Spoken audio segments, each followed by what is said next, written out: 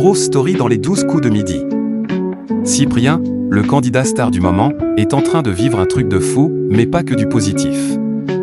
Franchement, le mec est en mode machine ce jeudi 2 avril, il enchaînait déjà sa 195e participation. Un vrai marathon. Et niveau gain, c'est du lourd, plus de 800 000 € dans la cagnotte, autant dire qu'il est posé. Et contrairement à ce qu'on pourrait croire, il ne prend pas la grosse tête. Le gars reste grave lucide.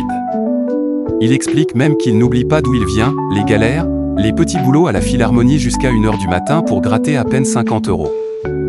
Bref, il garde les pieds sur terre, sans faire le mec au-dessus. Mais là où ça se complique, c'est avec la notoriété. Parce que oui, en explosant dans l'émission présentée par Jean-Luc Reichmann, il a gagné des fans, mais aussi des critiques. Ça, il ne s'y attendait pas vraiment. Au début, j'ai eu du mal. Il avoue que découvrir que les gens ont des avis tranchés sur lui, ça l'a un peu retourné. Genre, tu penses être normal, tranquille, et d'un coup, tu deviens un sujet de débat pour tout le monde. Pas facile à encaisser. Parfois, c'est même juste une question de tête qui ne passe pas. Et ça, c'est frustrant. Tu fais rien de spécial, mais ça critique quand même. Bienvenue dans le monde de la télé. Heureusement, il ne s'est pas laissé abattre. Il a pris du recul, en mode « C'est pas si grave, faut juste s'habituer ». Et aujourd'hui, ça va clairement mieux. Pourquoi ?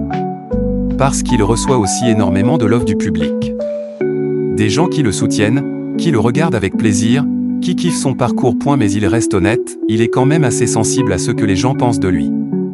Ce n'est pas un robot. Et là-dessus, Jean-Luc Reichmann a totalement capté le truc. Lui qui connaît la télé depuis des années, il valide à 100%. Il explique que les réseaux sociaux, aujourd'hui, c'est un peu la jungle. Des je l'aime pas. Des il a la grosse tête. Des critiques gratuites qui peuvent partir dans tous les sens.